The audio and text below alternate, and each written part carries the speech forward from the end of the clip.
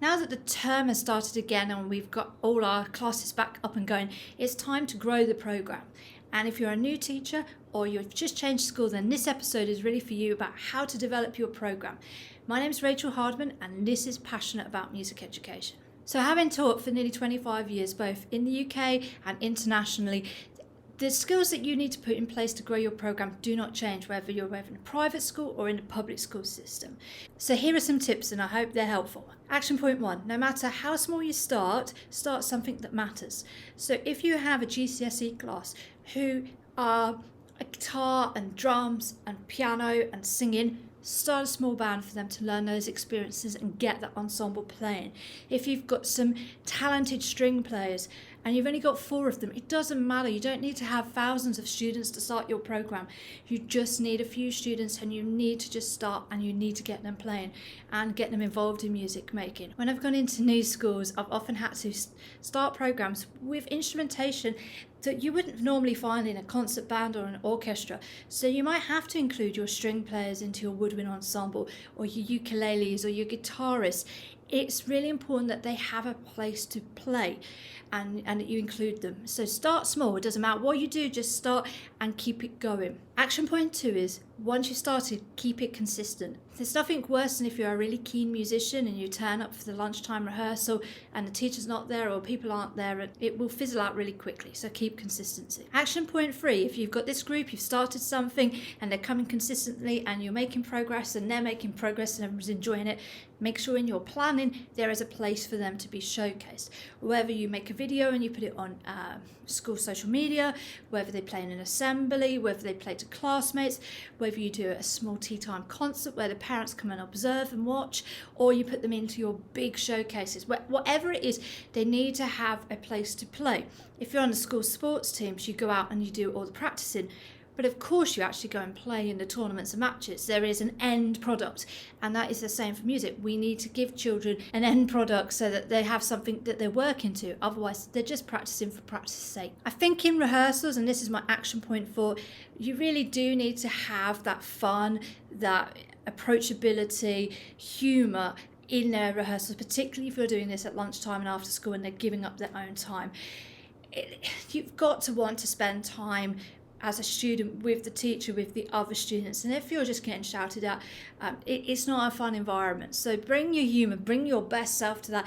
To be honest, it's usually some of the highlight parts of your week because you are working with students who absolutely love your subject. So keep bringing that humour and enthusiasm, even on those really bad days when you're really tired and you would much rather have a rest because you just haven't got that little left in you.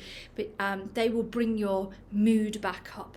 Action point 6 is to really focus on the new students who arrive at the school. So if you're a secondary school, it'll be those year 7 students, and really work on encouraging them to be involved. You could even get your best students to come and do demonstrations of instruments or play in their assemblies.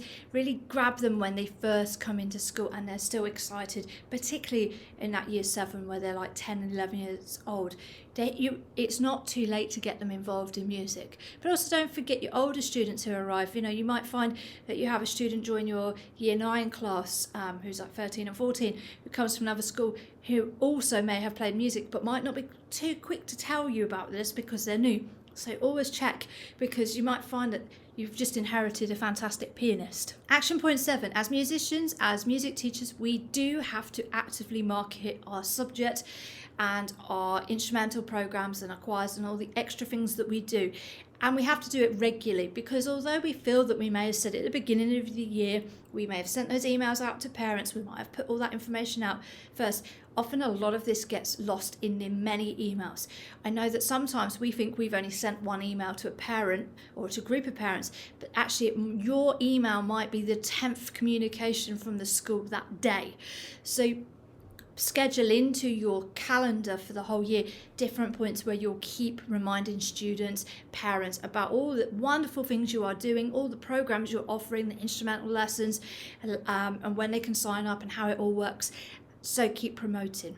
That leads me into action point 8, which is of course to use the school's social media to promote your music program, the success of your students, and any opportunities for performance work or to connect with the community, so that people understand what you're doing and the value of the arts. And it's really important. Parents love to see their students on the school website or recordings, and it doesn't matter if you're starting from a very beginning point and you've got that beginner group.